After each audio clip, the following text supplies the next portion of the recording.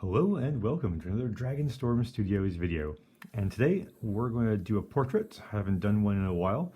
And I realized the other day that I haven't drawn a picture of Guillermo Del Toro before, ever. And I found that kind of surprising because when I look through my movie collection, I have an awful lot of movies directed by the creative genius that is Mr. Del Toro. And I realized that, as much as I idolize the man in terms of his creativity, I've never even thought of drawing him before. And this will be a unique opportunity for me to try that out. So I have a picture I'm working off of, and I'm using my good old tried and tested technique, the circle first, the axis lines, the jaw lines, etc. I'm working off of a picture, which I will post here. You take a look at, and you can kind of see it coming along. It's funny because there was an exhibit at the Ontario Art Gallery of Ontario a number of years ago, which I went to, and that kind of really solidified for me the appreciation I have for his work. I got a chance to sort of see a bit more behind the scenes, and that really began this obsession really about the character. Well, not the character, the man, the person, and what he's been through. He's been through an awful lot, but his ideas, his creativity, his imagination has really gotten him through all of this, and that is just incredible. I think the first movie that I was really aware of him doing was Pan's Labyrinth, and the hype that went on behind that film. And I didn't realize it was actually a Spanish film. And when I saw it, I remember thinking, "Oh, come on!" I was much younger back then. I don't have to read subtitles, but the visuals really just took me into this wonderful fantasy world, and from there it was easy to sort of see the influence and how it evolved from there. Just an incredible artist, incredible visual storyteller, and any chance I get to watch special features behind the scenes about the man, what he's capable of doing is just incredible. And in a way, it's sad too, because there have been so many projects that he's been a part of which just haven't worked out. And I imagine that his mind's constantly going through ideas and possibilities, and the idea of having a Lovecraftian story by him, which never came to pass, or having The Hobbit done by him. It would have made such a different sort of movie, which was really incredible and amazing to think about what could have been. But as you see, I get my basic lines all in the right spot. Just looking for some expressions, looking for where we see certain lines in the work, and I'll, as usual, take some time to go over these and to enhance them and work with them some more in the next portion of the video. But I'm hoping that this will maybe inspire you as well to draw someone that you appreciate. I need to warn you though that whenever you're drawing someone like a hero, just to say you shouldn't meet your heroes, drawing them can be challenging because you're putting a lot of pressure on yourself in that case as well. And that's an important thing to keep in mind whenever you're working with drawing someone either you know very well, a family member perhaps, or a friend, or someone you admire, like an artist or celebrity, etc. So it's an important thing to keep in mind as you're working away, just to be easy on yourself as you go, because you might not turn out the first time. That's okay. You'll have to keep practicing, and we'll see how this turns out. I'm looking forward to seeing the end result as it turns out. So I'll take some more time to work on this and come back in a few minutes. Before I do, I'm just going to mention as well, if you haven't seen the video of Josh Lee Kwai, I'm not drawing the glasses in until just about everything else is done. And the reason for that is that I find that if you try and draw the glasses in too early, it just ends up skewing the picture. It's hard to tell where things are, and if you make a mistake with the glasses first, it's really hard to fix the face. It's easy to fix the glasses. So I'll come back in a few minutes and we'll take a look and see how this is shaping up. All right, so you can see that I moved up the mouth, nose, and chin a little bit just to kind of make it a bit more in proportion. So I'm going to zoom in at this point, and we're going to start working with that eye. And the first thing I do is I usually look for the tear duct. And I'm starting on the left-hand side because I'm right-handed. You can certainly switch that up if you're a lefty. And you kind of just look for the shapes that will help give the character that look they've got. And I find that Del Toro often is smiling. He's got this great, genuine looking smile, which a lot of people don't actually have. They like the smiles just look fake. So it's not squinting, but it very much is. He more closed than open, if that's what I'm trying to say there. It's a very he's not wide-eyed is what I'm trying to say. He's got a very gentle curve here to the bottom of the eye, and you get lots of dark because of the shadows being cast by that upper eyelid in here.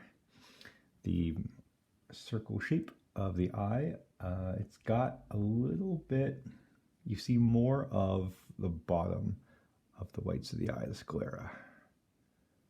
So this takes, I usually go through a lot of adjustments in this stage here, kind of just making sure that I've got the curves in the right spot. And I kind of look for these corners, the corners that kind of show the edge of the iris. And not a lot of space, white space on this side. And you've got a little bit of shading up here as well. I also look for where the reflections in the eye are. And in this picture I'm working off of, they're kind of over here. Now he's got two really small ones, but instead of trying to get those two small reflections, I'm going to put one larger one. And then that way I don't have to worry quite so much about shading around them. Especially since the drawing I'm doing, it's large on the page, but it's not blowing up too much. In a different world, I may have gone a little bit bigger with the picture, but I'm at this stage right now, and I've already recorded a video for one part of it, so we're gonna go with this. And then it's all just about darkening in the iris around the pupil. And he's got blue eyes, so they're not terribly dark, the irises that is, but we do shade them in a little bit. And then you often do get the edge of the iris being darker.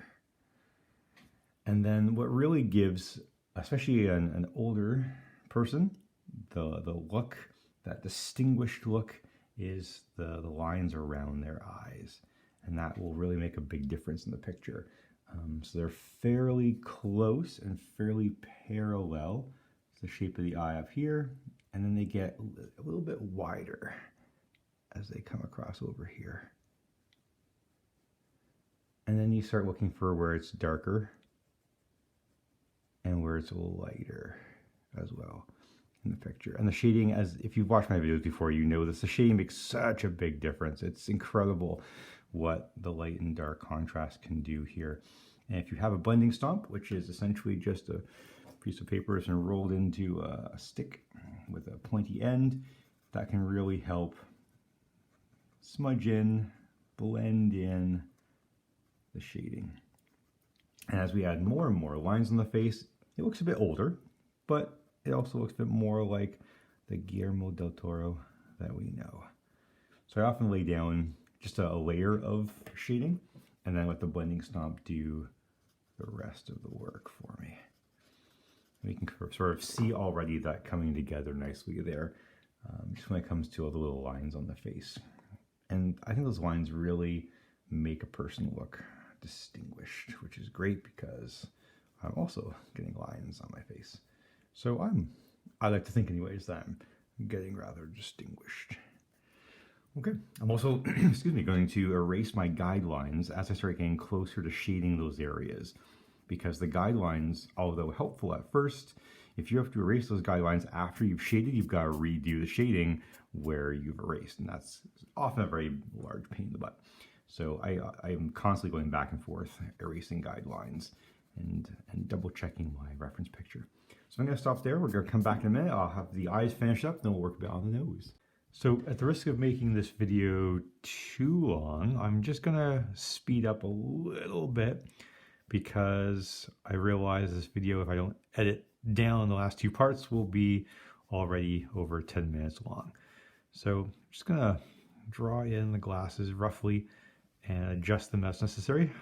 But because I've done the facial features first, as I look at my reference picture, I can make adjustments based on where some of the features like the nose and the eyes are to help me out. And then that will just make life a whole lot easier when it comes to actually putting them in and save me a whole lot of headache in the long term. Just because otherwise I find that I do get bogged down if I'm not careful, especially with the placement of the glasses as well, just to make sure they're all kind of in the right spot. So that'll end about there. And we can see this part of the eye, so these glasses come in around about here. And again, once you've done someone wearing glasses a couple of times, you start getting a little bit more of a knack for it. It gets easier over time. So the glasses make a really big difference. And if you've ever seen someone without their glasses on, if they normally have glasses, you know what a difference they really do make in the picture.